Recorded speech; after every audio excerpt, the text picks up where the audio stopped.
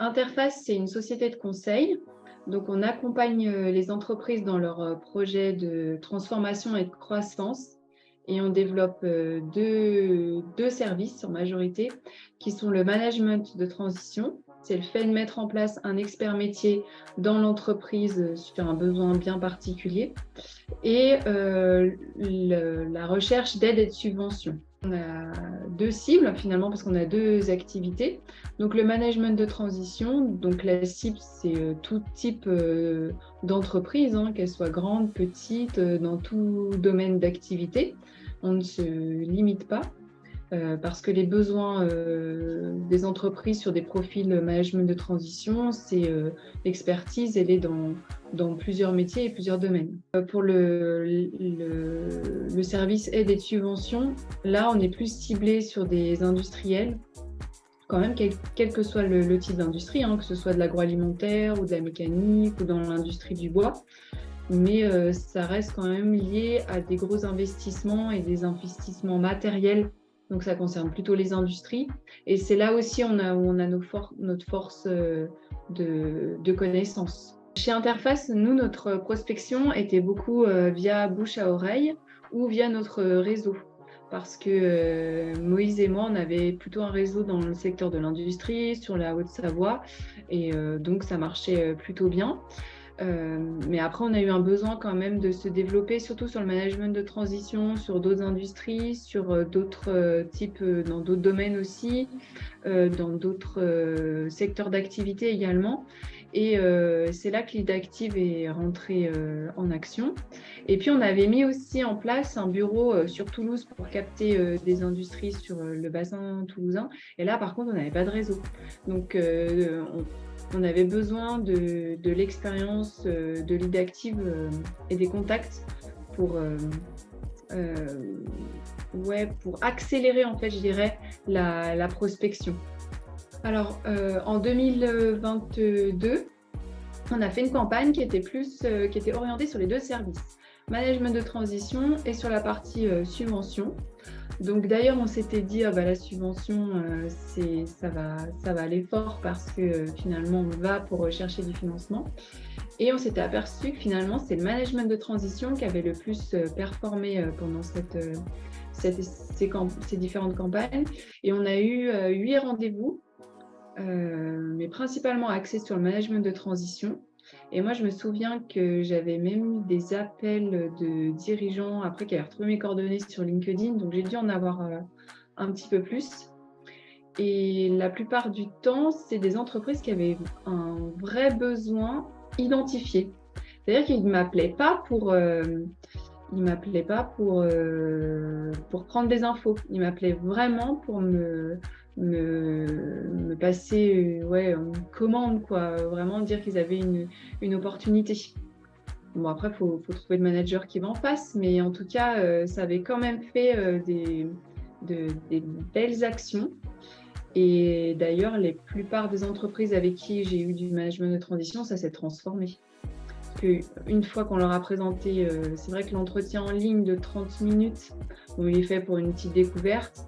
Et après, nous, on avance souvent avec des rendez-vous physiques. Ensuite, on est beaucoup dans la fidélisation assez rapidement, le lien, quoi. Parce que les entreprises le demandent aussi, pour qu'on cible le bon manager de transition, c'est une histoire humaine dans tous les cas. Et puis, on a des clients qu'on a encore aujourd'hui sur la première campagne qui se sont développés, qui ont différentes aussi industries, qui nous recommandent. Donc, ça fait vite un contact, fait vite boule de neige. Sur la deuxième campagne qu'on a fait cette année, donc peut-être que c'est lié aussi au moment où on l'a fait dans l'année. On est plus parti sur la subvention, sur nos services subvention, qui marche assez fort aussi.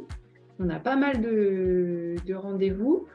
On est rentré dans des belles entreprises, des gros groupes. On n'avait forcément pas les contacts, où les contacts sont difficiles à avoir, où il faut beaucoup prospecter, beaucoup relancer. Et l'IDActive, pour ça, c'est génial. Parce que nous, on est en Ravel, on est une petite entreprise. Donc, dès qu'il faut rappeler à tel moment, à telle heure, à tel endroit, on peut vite être en rendez-vous, être accaparé par autre chose, dire non, finalement, je le fais dans 1 heure. Ouais, mais c'est plus le moment. Donc là, en tout cas, oui, et ça a déjà porté ses fruits. Donc, on a déjà des actions en cours avec des prospects qui sont devenus clients. Et donc, ça, c'est top. Avec des beaux projets. L'avantage de Lead Active, c'est déjà le gain de temps, c'est la qualité des contacts, c'est le fait qu'après les contacts, on peut les garder quelque part. Si on se pose une question, on se dit « Ah, mais tiens, oui, j'ai déjà entendu parler de cette boîte. » Enfin, on peut être dans un salon et se dire « Ah, mais oui, c'est une boîte qu'on a déjà prospectée. » On peut retrouver un contact, facilement. Donc ça, c'est plutôt agréable. Et puis le fait que le cadencement en fait de Lead Active. Et ça aide beaucoup dans la prospection aujourd'hui parce que c'est dans les petites entreprises ou du moins les postes aujourd'hui de commerciaux, ils sont de moins en moins axés sur la prospection, même si nous on a un CRM, on peut envoyer des mailings, etc. La prospection à froid, comme ça, ça permet de donner un autre sens aussi à nos salariés et de reprendre un contact une fois que le contact à froid est déjà établi, quoi. Voilà. Alors, déjà, c'est la jeunesse de l'entreprise.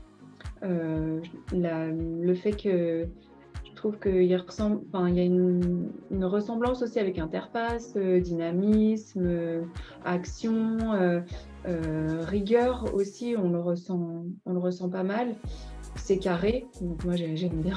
Oui, bien sûr, c'est un accompagnement que je peux recommander. Je pense que j'en ai déjà parlé autour de moi.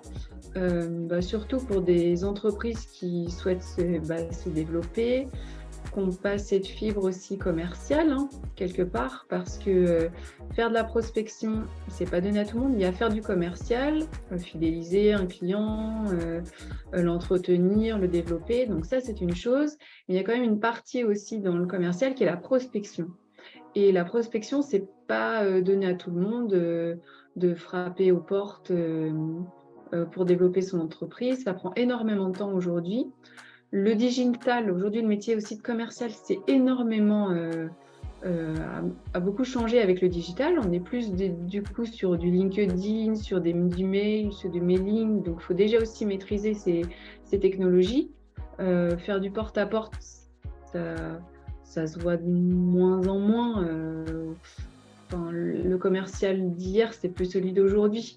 Donc, effectivement, il faut passer aujourd'hui par des sociétés qui maîtrisent bien le sujet, qui sont capables de faire des choses, qui sont capables de faire de la prospection avec des outils performants.